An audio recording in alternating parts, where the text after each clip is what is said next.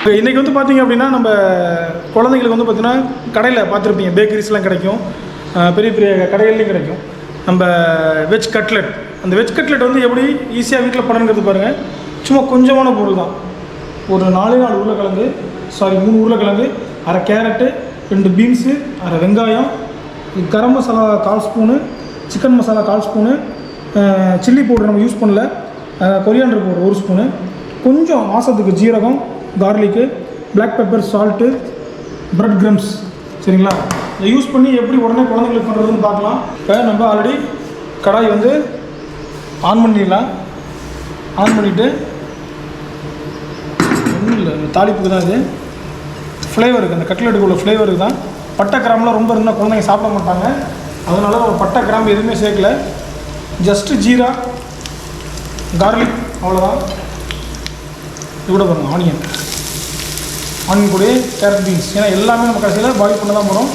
எல்லாத்தையும் ஒட்டுக்கா போட்டுடலாம். ஒரு அருமையான ஒரு ஃப்ளேவர் வரும். அழகாக வந்து இது எதுவுமே போடல. அது வந்து பார்த்திங்கன்னா சால்ட்டு,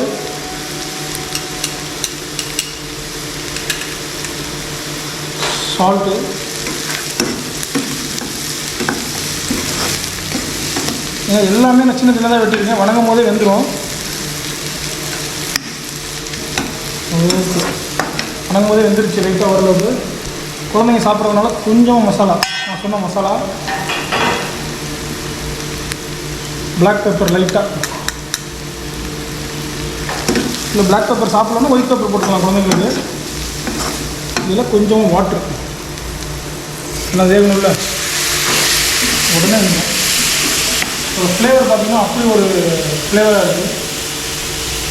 ஆல்மோஸ்ட் கட்லெட்டு ரெடி. உங்கள் குழந்தைங்க அடம்பிடிக்கிற நேரத்துக்குள்ளே அந்த கட்லெட்டை நீங்கள் வீட்டிலேயே செஞ்சிடலாம். இன்னும் மசாலா கூட பச்சை வாடை போகணும், அவ்வளோ. அதுக்காக தான் ஜஸ்ட்டு வாட்ரு. பச்சை வாசனை போனோன்னே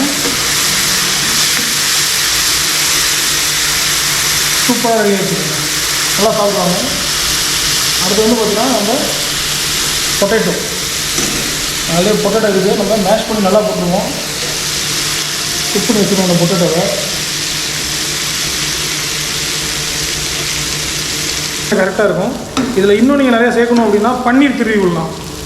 பன்னீர், க்ரீன் பீஸு, ஸ்வீட் கார்ன் கூட நீங்கள் ஆட் பண்ணிங்கன்னா ஒரு டிஃப்ரெண்ட் டேஸ்ட் இருக்கும். இதில் ஆட் பண்ணலாம், நான் சொல்கிறேன். பன்னீர் இது எல்லாமே ஓகேங்கிறது சூப்பராக வந்துருச்சு.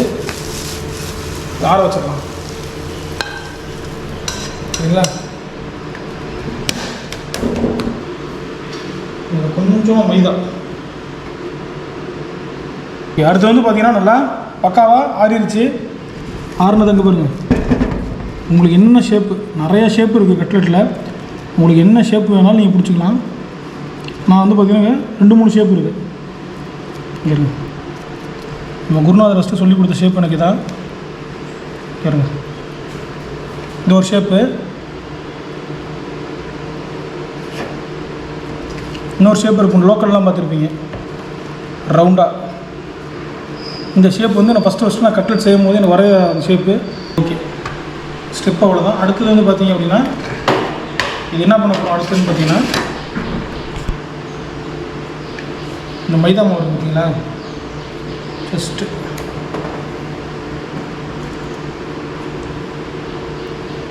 எடுத்துகிட்டு ஒரு கிராம்ஸ்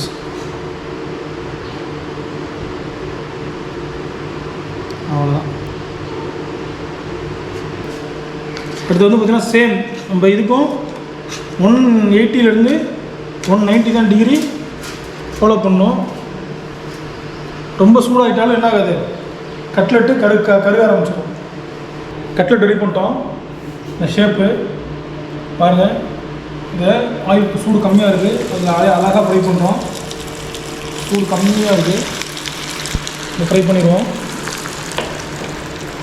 இதில் வந்து பார்த்திங்க அப்படின்னா கார்ன்ஃப்ளவர் சேர்க்கல, எதுவுமே சேர்க்கல. சரிங்களா?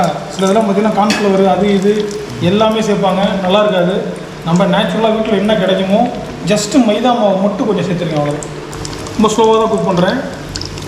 அதே மாதிரி மேலே உள்ள லேயர் குக்கர்னால் கூட போதும் சரிங்களா. ஏன்னா சிக்கனும் பீஃபோ இது பண்ணால் தான் நம்ம என்ன பண்ணணும், ஸ்லோவாக ரொம்ப நேரம் குக் பண்ணணும். இது ஆல்ரெடி நம்ம குக் பண்ண வெஜிடபிள்ஸ் தான் உள்ளே இருக்குது. பொட்டேட்டோ இருக்குது, அது நிறைய பேர் சொன்ன க்ரீன் பீஸ் ஆட் பண்ணிக்கலாம், தென் ஸ்வீட் கார்ன் ஆட் பண்ணிக்கலாம், ப்ரொக்கோலி ஆட் பண்ணலாம், காலிஃப்ளவர் ஆட் பண்ணலாம், என்னென்ன ஈட்டபிள் உங்களால் முடியுமோ வெஜிடபிள்ஸு எல்லாமே ஆட் பண்ணலாம். என்ன கலர், நல்ல கலர், சூப்பர் கலர் வந்துருச்சு. அது எவ்வளோ கிறிஸ்பியாக இருக்குன்னு பாருங்க. சவுண்டு கேட்குன்னு நினைக்கிறேன். கட்லெட் வந்து பார்த்திங்கன்னா ரெடி ஆயிடுச்சு. இது குழந்தைங்களுக்கு வந்து நீங்கள் பண்ணி கொடுங்க, அவங்களுக்கு ரொம்ப பிடிக்கும்னு நினைக்கிறேன். இப்போ நம்ம பண்ணி வச்ச கட்லெட்டை டேஸ்ட் பண்ணி பார்த்துடலாம்.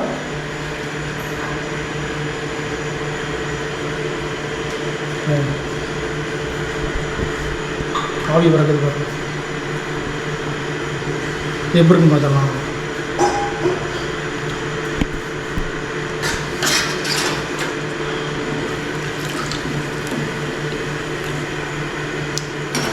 செம்ம சூப்பராக இருக்குது.